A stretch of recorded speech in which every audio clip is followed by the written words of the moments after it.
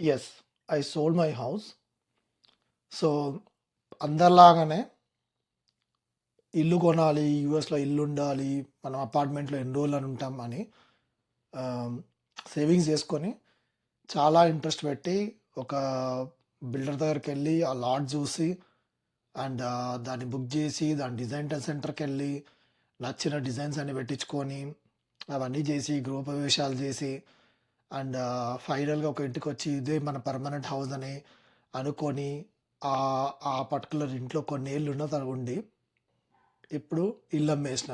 So, ఇట్లా చాలామందున్నారు. వాళ్ళ ఇల్లులు అమ్మేసినోళ్ళు సైలెంట్‌గా. బట్ చాలామంది చెప్పరు. దీనికి రీజన్ ఏంది అంటే, నా జాబ్ పోయిందా? లేదా అసలు యాక్చువల్ రీజన్ ఏందనేది క్లియర్‌గా చెప్తా.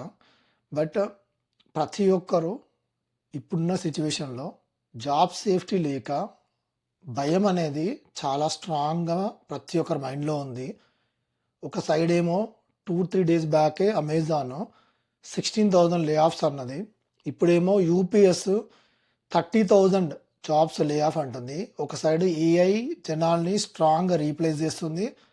అండ్ యూఎస్‌లో కూడా ఈ హెచ్-1బీ వీసా వాళ్ళ మీద ఓవర్ నెగటివిటీ క్రియేట్ అవ్వడం అండ్ దాంతో కరెంట్ అండ్ ఫ్యూచర్ కంపెనీస్ కూడా అసలు హైర్ చేస్తాయో లేదో గ్యారంటీ లేదు. అండ్ ఆల్రెడీ మీకు అందరూ తెలుసు, హెచ్-1బీ వీసా హోల్డర్ అంటే 95% ఆఫ్ ది కంపెనీస్ అసలు ఫుల్ టైంకి కన్సిడర్ కూడా చేయవు. లీవ్ అబౌట్ మన వీసా ఏంది, మన ఇంటర్వ్యూ వరకు వెళ్ళడం అట్లాంటి పరిస్థితి కూడా ఉండదు. ఛాన్స్ కూడా లేదు. జస్ట్ మనం అప్లికేషన్ సబ్మిట్ చేస్తే వీసా స్పాన్సర్షిప్ కావాలా ఫ్యూచర్లో అంటే కావాలి అనగానే మనది అప్లికేషన్ రిజెక్ట్ అయిపోతుంది. నేను మోస్ట్ రీసెంట్ టైంలో ఒక కపుల్ ఆఫ్ మంత్స్ బ్యాక్ ఈ ప్లేనో ఏటీఎన్టీకి అప్లై చేస్తే ఒక 4-5 పొజిషన్ సబ్మిట్ చేస్తే అన్నిటికీ సింపుల్గా ఒక ఒక ఒక రోజు ఓవర్ నైట్లో ఈమెయిల్స్ వచ్చినాయి, వీఆర్ నాట్ కన్సిడరింగ్ అని అన్ని పొజిషన్స్కి. Okay. So and Texas and Florida right now almost H one B వాళ్ళని స్టేట్ ఆ లెవెల్లో ఉన్న జాబ్లకు కానీ దేనికి కానీ తీసుకోవద్దు అని చెప్పి కొత్త రూల్ పెట్టింది. అండ్ ఇది గోయింగ్ ఫార్వర్డ్ ఎక్కడికి వెళ్తుందో తెలియదు. అండ్ ఈ అన్సర్టనిటీలో జాబులు ఉంటాయా ఊడతాయా అనేది ఇంకా ఎవరికి క్లారిటీ లేదు. ఆ భయం అయితే మెజారిటీ ఆఫ్ ద పీపుల్కి ఉంది, బట్ బయటకు చెప్తలేరు. సో నిజంగానే నేను ఇల్లు అమ్మేసిన. కాకపోతే జాబ్ పోవడం వల్ల అమ్మేసినా అంటే లేదు, నా జాబ్ ఏం పోలేదు. ఓకే. కానీ ఆలోచిస్తే ఏమనిపిస్తుందంటే, ఇప్పుడు ఇంటి మీద 4,000 $4,500 ఎవ్రీ మంత్ పే చేస్తూ పోతా ఉంటే, ఓకే, వచ్చే సాలరీలో మోర్ దాన్ హాఫ్ అంటే 60-65% ఆఫ్ ద అమౌంట్ని జస్ట్ ఇల్లుకి పే చేసుకుంటూ పోతే, ఫర్దర్గా సేవింగ్స్ అనేవి at the end of the year check చేసుకుంటే, అంటే నేను 2018లో ఇల్లు కొన్నా. ఓకే. అప్పటి నుండి ఇప్పటి వరకు కౌంట్ చేసుకొని చూస్తే టోటల్గా సేవింగ్స్ పాయింట్ ఆఫ్ వ్యూలో అసలు ఏమీ మిగలకుండా ఏమీ లేని పరిస్థితికి వస్తుంది. Every year end of the year అదే పరిస్థితి. ఓకే. ఇక్కడ ఇంటి payments, car payments, insurance payments, ఈ ఖర్చులు ఇవన్నీ కాకుండా ఇండియాలో ఫ్యామిలీ సపోర్టు అవి ఇవి ఉంటే వాటికి వీటన్నిటితోటి at the end of the year own house ఉంటే అసలు ఏమీ మిగలట్లేదు. ఇది one of the major reason నేను ఇల్లు అమ్మేయడానికి. అనిపిస్తుందంటే ఇప్పుడున్న సిచ్యువేషన్లో డెఫినెట్గా సేవింగ్స్ ఖచ్చితంగా చేసుకోవాలి అనే ఫీలింగ్ ఉంది. అండ్ అట్లనే సమ్ సార్ట్ ఆఫ్ ఇన్వెస్ట్మెంట్ ఇండియాలో చేసి దాని నుండి రెంటల్ ఇన్కమ్ తెచ్చుకోవడం మోస్ట్ ఇంపార్టెంట్. ఎందుకంటే ఐటీ జాబ్లు ఎప్పుడు ఉంటాయో ఎప్పుడు ఉడతాయో ఎవరికీ క్లారిటీ లేదు. కాబట్టి side income or secondary income అనేది తెచ్చుకోకపోతే ఫ్యూచర్ అయితే లేదు. అండ్ ఆల్సో ఐటీ ఎంప్లాయీస్ ఎవరైనా సరే ఒక 10 ఇయర్స్ తర్వాత మన జాబులు ఉంటాయా లేవా అని ప్రాక్టికల్గా ఆలోచిస్తే ఎవరు గ్యారంటీ చెప్పలేరు. సో అట్లాంటప్పుడు ఇప్పుడు కరెంట్ చేతిలో ఆపర్చునిటీ ఉండి సాలరీ ఉన్నప్పుడు ఇవి సేవ్ చేసుకొని ఆ రెంటల్ ఇన్కమ్ ఏదో సెట్ చేసుకుంటే అట్లీస్ట్ ఆఫ్టర్ 10 ఇయర్స్ మన జాబ్ ఊడినా ఖచ్చితంగా ఆ పర్టికులర్ రెంటల్ ఇన్కమ్ తోటి కూడా బతికే పాసిబిలిటీ ఉంటుంది. అందుకు ఇది one of the biggest reason నేను ఇల్లు అమ్మేయడానికి. అండ్ ఇప్పుడున్న సిచ్యువేషన్లో అన్నెసరీ డెప్ట్ ఆర్ క్రెడిట్ కార్డ్ డెబ్ట్ ఇవి ఏవి పెట్టుకోకపోవడం మంచిది అనిపిస్తుంది. ఎందుకంటే యూజ్ లేదు. అనవసర ఇంట్రెస్ట్ రేట్స్ కట్టడం ఇవన్నీ.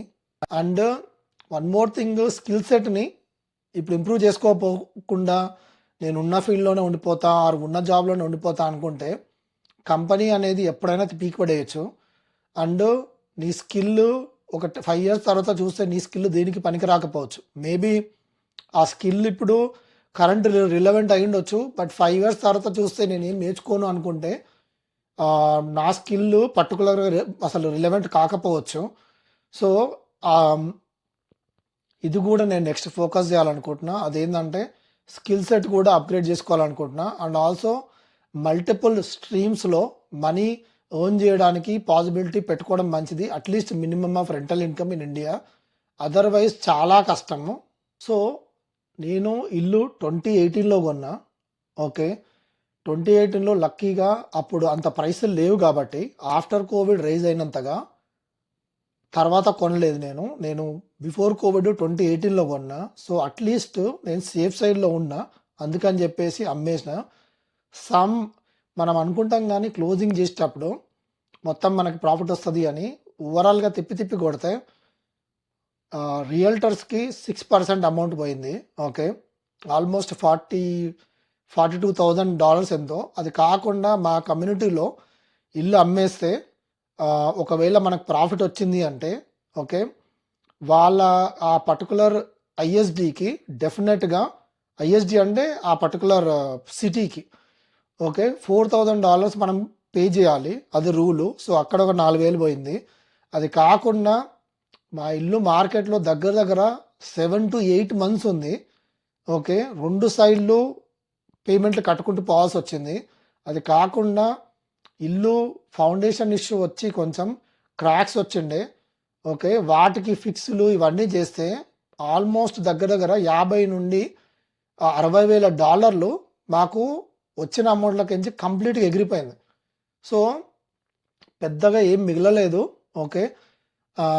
అంటే ప్రాఫిటబులే, కానీ ఎక్స్‌పెక్ట్ చేసేంత ప్రాఫిటబుల్ కాదు. 60,000 ఈజీగా పోయింది. ఇది కాకుండా 8 మంత్స్ 2 సైడ్లు పేమెంట్ కట్టిన ప్రాసెస్‌లో ఓకే, చాలా అమౌంట్ కట్టినట్టు. అంటే ఈవెన్ దో ఒక 100 150 ప్రాఫిట్ వచ్చినా కూడా 8 మంత్స్ పేమెంట్ కట్టినాం కదా, అటు ఇటు 2 సైడ్‌లో. సో, అట్లాంటప్పుడు ఆ 8 మంత్స్‌ది కూడా కౌంట్ చేసుకొని చూస్తే ఓకే, ఆడొక 50,000 పోయినట్టు. సో, తిప్పి తిప్పి కొడితే 28 నుండి ఇప్పటి వరకు హోల్డ్ చేసినందుకు ఇంటి మీద ఒక $50,000 నుండి $80,000 మనీ చేతికొచ్చినట్టు. ఇదే ఇన్వెస్ట్మెంట్ని ఫ్రమ్ 2018 నుండి ఇప్పటివరకు 4,000+ మంత్లీ పేమెంటు ఇండియాలో ఏదైనా విల్లాకో ఏదో పెట్టుంటే, అప్పుడు 5 కోట్లు పెట్టి 5 కోట్ల విల్లా కొనుంటే, ఎందుకంటే $4,500 అంటే ఒక 5 కోట్ల ఇల్లు విల్లా కోకాపేటలో ఎక్కడ కొనుంటే అది ఇప్పుడు 10 నుండి 15 crore అయ్యే స్టేజ్లో ఉండేది. ఓకే. అంత ప్రాఫిట్ వచ్చే స్టేజ్లో ఉండాల్సిన సిచ్యువేషన్ని యూఎస్లో ఇన్వెస్ట్ చేయడం, ఇల్లు మీద ఇన్వెస్ట్ చేయడం వల్ల లిటరలీ 50,000 నుండి 80,000 మాత్రమే చేతికి వచ్చినాయి. దట్టు ఇన్నేళ్ళు హోల్డ్ చేసినందుకు. ఓకే. సో, మీరు ఒకవేళ ఇల్లు కొనాలనుకుంటే కొంచెం ఆలోచించుకోండి. ఏం చేస్తున్నారు, ఎందుకు చేస్తున్నారు, అండ్ ఒకవేళ పెద్ద ఇల్లు కొంటే అసలు మీకు ఆ ఇల్లు అవసరం ఉందా లేదా. Okay. Reasonable house is more than enough. అంతేగాని 4,000 పైన పేమెంట్స్, 5,000 6,000 పేమెంట్ పెట్టుకుంటే మీరు ఒక 5 ఏళ్ల తర్వాత నేను ఇప్పుడు ఎట్లాంటి రిగ్రెట్ ఫీలింగ్లు ఉన్నానో అట్లాంటి ఫీలింగ్లో మీరు కూడా ఉంటారు. ఆ పరిస్థితి తెచ్చుకోవద్దు. ఎందుకంటే ఫ్యూచర్ ఐటీ జాబ్లో గ్యారంటీ ఎక్కడా లేదు. కాబట్టి చేతిలో ఉన్నవి సేవింగ్స్లో ప్రాపర్గా మెయింటైన్ చేస్తే తప్ప ఫ్యూచర్ లేదు. ఓకే. అందుకని ఈ పర్టికులర్ వీడియో చేసిన. అండ్ ఆల్సో ఇప్పుడు నేను ఎక్కడ ఉంటున్నా అంటే, నేను 2018లో మా ఇల్లు కొన్నా. అది almost 3,800 square footage house, 60 lot size. Okay. ఆ ఇల్లులో 5 బెడ్ 4 బాత్ ఉండేవి. మేము, వైఫ్, హస్బెండ్, 1 కిడ్.